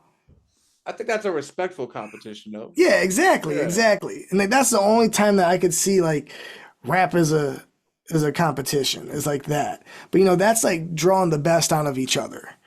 And that's what I was gonna say with you and Tune with Conjoined. I feel like y'all was doing that in a way. Y'all might not have meant to do that, but I feel like y'all went hard as fuck in that song. Like when you're like, I'm electrifying like Zapdos. I was like, this motherfucker. Yeah. We were dropping them Pokemon lines. That shit's hilarious. Yo, y'all both went hard as fuck in that. But yeah, see, and like that right there, like me and Tune, we are always trying to elevate ourselves and each other. Not outdoing, but elevate. Exactly. Yeah. And that's why it works so well. You know, that's why our friendship works the way it does. You know, like me and Tune devised this genius idea of like, look, you look for shows, I look for shows. If we get one of us gets booked on the show, then we just if we both can't get booked, then we'll just turn that into a Siamese Goat God set. Now we're we're booked. We got so many shows booked, and we're both eating because. Now, if we looked at it as a competition and jealousy and all this, then it wouldn't work, you know? And that's why we're just climbing up and just getting more and more stuff going. Like, it's only 2024. We got like 12 shows lined up, and we got, you know, I got a movie that I'm doing. We got all this stuff going on. And Are you in that movie too? The one Tune would be talking about? no, we in two different ones. Oh, all right. You see? You see what I'm saying? Like, yeah. So Man. that Chris is a big help of why I've humbled myself. Like he's helped me learn a lot of bullshit and fucking see through people's bullshit and not deal with it the way I used to. Cause like everybody calls me the diss king. You know what I mean? And now like I don't have time for that. I'd rather make art and better shit. Yeah. And waste my time on a diss track. Yeah, you know, that's why I like Chris a lot, man. He's a very, very down to earth guy. And super positive. You know, he doesn't have time to deal with negativity or nonsense, and I love that about him, you know? Because who really does? Who wants to surround themselves in negativity all the time? Some people might get off on it, but I'm not one of them. Chris, me and him, because you know how Cartoon and Mike say that they're the same person from different dimensions? Mm-hmm. That's me and Chris. We've gotten to know each other really quick, and like our whole backstories and everything, and like he's like, you're definitely me from a different place. Yeah, Like, Chris is one of the most solid people ever. You know, like in this music, man, nobody besides Donnie has really ever like offered to help me. You know, and Chris was like, dude, I'll help you. You know what I'm saying? And it's like that means so much to me. I don't think people really understand because like me doing all like that technical side of stuff on my own without knowing any of it was the worst headache ever, and I always doubted everything that I did because of it. Yeah. And then Chris was like, dude, I'll help you. And it's like, yo, what? Like, that means so much to me. You know, that's just his character. You know what I'm saying? It was about the same conversation that we had. I was like, bro, I try to mix my stuff. He's like, yeah. He goes, you need somebody to do it. He goes, I'm a wizard. Yeah, he really is. Yeah, you know, and like I say, you know, that speaks levels to or volume to his character, you know. Right. And like anything Chris ever needs from me, like I'm like, yeah. Same thing with Tune. You know, Tune's like, yo, I got this project, I got this, I got that. Mike Tech, I got this, I got that. I'm like, yeah, let's do it, You know, anything you guys need from me, I'm here. Like, let's work. And they fun to work with too. You know what I mean? Like working with Chris and like talking with Chris. Like I have a bunch of songs from way back. I think maybe the beginning of 2020 or like the end of 2019 with Mike. And he's like, we have a song called Twat Waffle. That shit is funny as fuck. And like, he's a good dude to work with. Tune's good. And Chris is like hands-on too. Like when he's like making stuff or talking about stuff, like if I don't understand, he'll make me understand. Yeah, there's that song that's coming out that I'm featured on that you've seen the clip for. Yeah. Is so goddamn good. It's so good. I'm excited for people to get to witness that. He's fucking ridiculous. And I feel like if any video lately is gonna go, it's gonna be that one. Yeah, it's just so funny. It's just I won't give out any information here. Yeah. But that one's good shit. It is. It's definitely some good shit. I told him, I was like, I wouldn't consider him like satire because he's not always that way, but like he's funny as fuck when he does his own shit. Like Peaches. Like when he did Peaches. I was like, bro, what? Yeah, he's always looking to add that sprinkle of comedy into it. You know, same thing with Mike Tech. Mike Tech be doing that as well. You know, that's why it's always fun to work with those dudes, because I know if Mike Tech has a project for me, it's gonna be fun. It's gonna be something different. It's gonna, you know, and I love that. I like being pushed out of my normal realm. He's the only rapper that has said poop in a song and it went hard. Like, I swear, bro. He just says shit like that. I'm like, bro, what the fuck? Yo, fucking legendary. So, besides the projects, do you want to tell people where they can find you on social media or your music? Yeah, Enoch X Mortis under everything. Everything. You know, it's so cool having the name, because if you just Google that, I'm the only thing that pops up. The search will actually stop at the end and say, sorry, no more results. Like, you know how cool that is? Like, it's just all me. So it's like, it's fucking dope. And so your merch too, do you have a store or is that just through you? Yeah, just through me right now. Just hit me up and I'll get you right. You get them for the same people Tune did? What, the shirts? Yeah. Yeah. Yep. Yeah. Oh, so that motherfucker's going to be comfy as shit too. Oh, yeah. Yeah, me and Tune have the tendency to just pool our resources together. Shit, when I put it on, I was like, bro, I could fall asleep right now.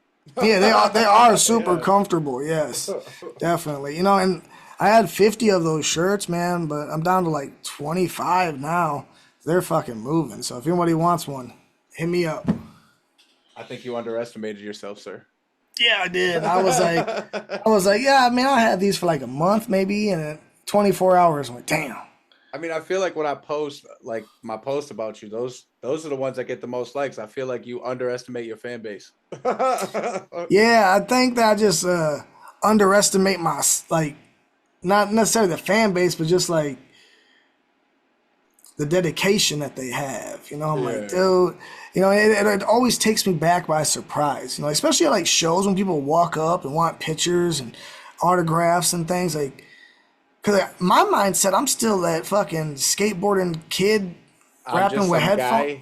Yeah, you know? So it's like, it takes me back that people like excited to see me and excited to watch what I do. And it's like, damn, you know? Because I've always just been an entertainer through and through. So it's like the best feeling in the world to walk into a room and people are like, yo. It's like, fuck yeah, dude. They be talking about you all the time, bro. Like, whenever I post it, they're like, I love Enoch. I'm like, oh, yeah, I know. Yeah, it's like the coolest thing in the world, man. It really is. I haven't heard an Enoch diss, though. Everybody's always like, fuck Tune, fuck Chris. But, like... like I said, it's really hard to have a problem with me because, like... And Chris, too, though.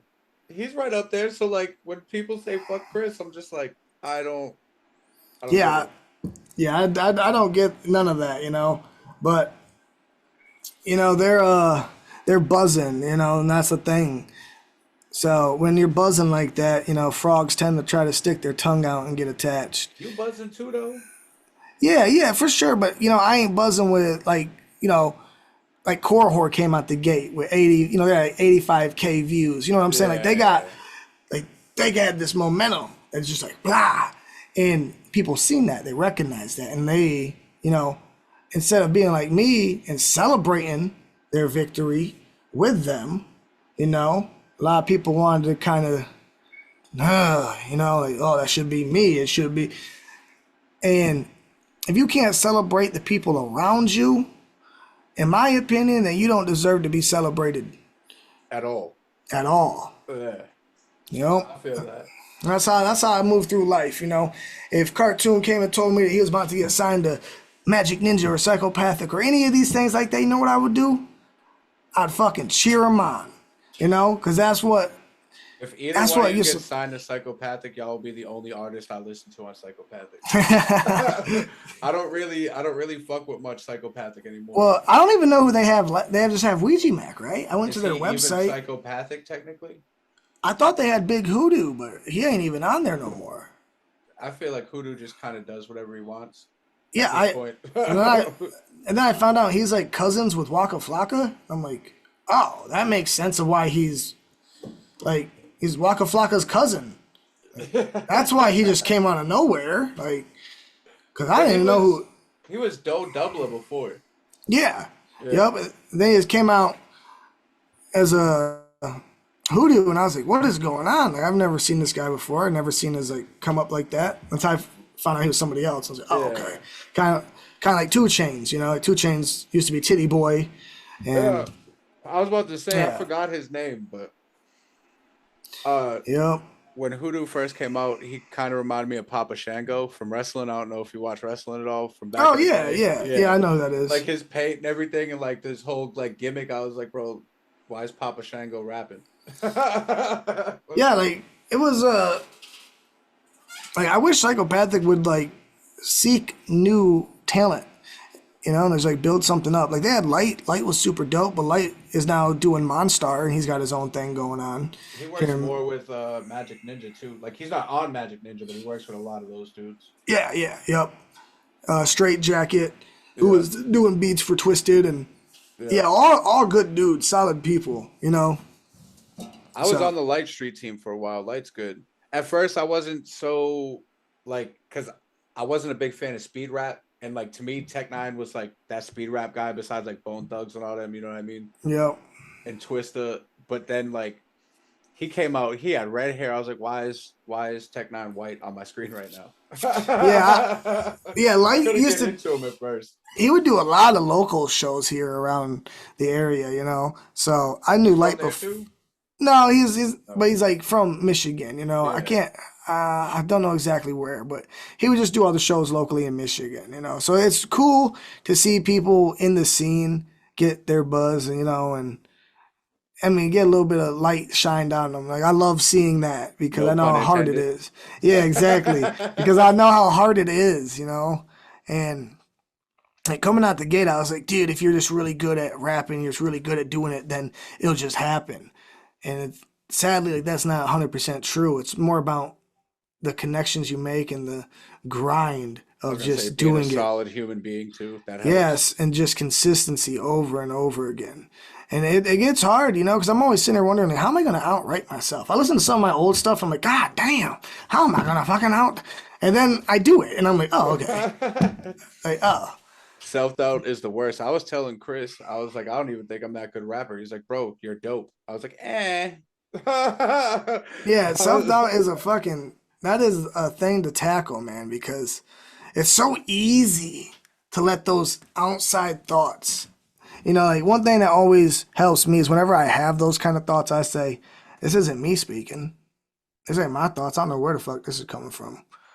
My thoughts, success, Did you learn that from that one guy on TikTok? What TikTok? Oh fuck, I forget his name. Oh, Gary V. Gary V says that a lot. Is that the yard sale guy? Yeah. No, I didn't get it from. I know who he is though. Yeah, he said that before. He's like, whenever you think you can't, that's not that, like that voice telling you can't or it's not possible. That's not you. Yeah, I was just super into like studying spirituality for a long time, and like just a bunch of stuff like that. And Yard sale guy.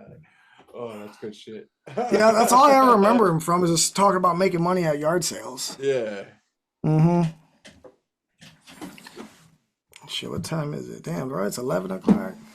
What's 11 o'clock where you're at? Yeah. I always forget that. I forget the time change, fucking time zones and shit. Yeah, what time is it for you? It's almost 10. Oh shit, yeah. Well, shit, yeah. I'm about to get off of here, get some stuff done tonight. It's almost that time. Yes, sir. All right, so tell the people where they can find you at, what you got coming up. Yo, find me anywhere, everywhere. From Spotify to the liquor store. Just ask for Enoch X Mortis. All right. All right. Thank you for coming on. I appreciate you doing the podcast. Yeah, much love, brother. I appreciate you. Always. All right. Everybody check him out. Much love. Go check him out everywhere. Check out that Siamese Goat guy coming out soon. Yes. All right, fam. Peace.